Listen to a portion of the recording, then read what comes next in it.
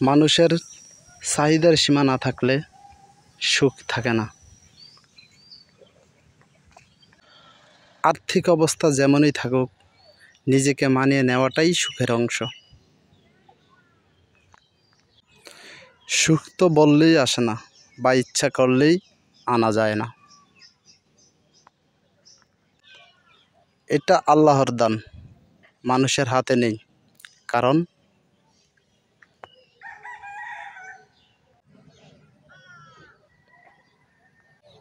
অনেক পয়সাওয়ালার ঘরেও যেমন সুখ নেই, তেমনি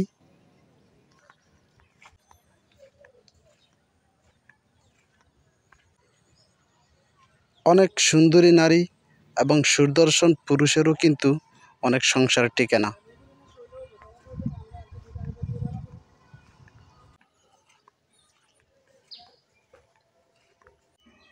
তাহলে বুঝতে হবে, টাকা এবং সৌন্দর্যও কিন্তু সুখ আনতে পারে না।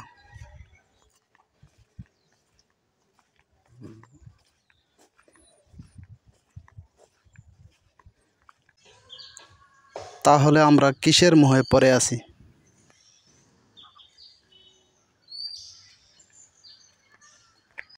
ভালোবাসার সংসারও কিন্তু টিকে না, এমন অনেক প্রমাণ আছে।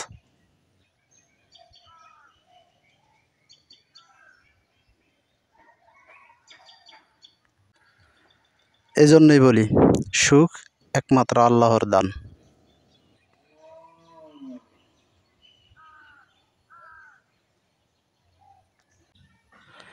আর আসল কথা হলো, আমাদের যে অবস্থায় রাখুক, নিজেকে মানিয়ে নিয়েই আল্লাহর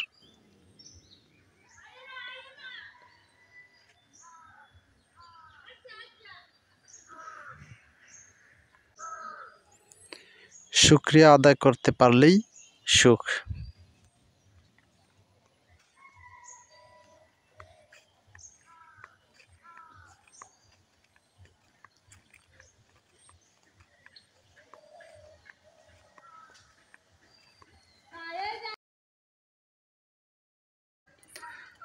সুখের জন্য প্রয়োজন অর্থ বা ভালোবাসা নয়, নিজের চাহিদা সীমিতকরণ।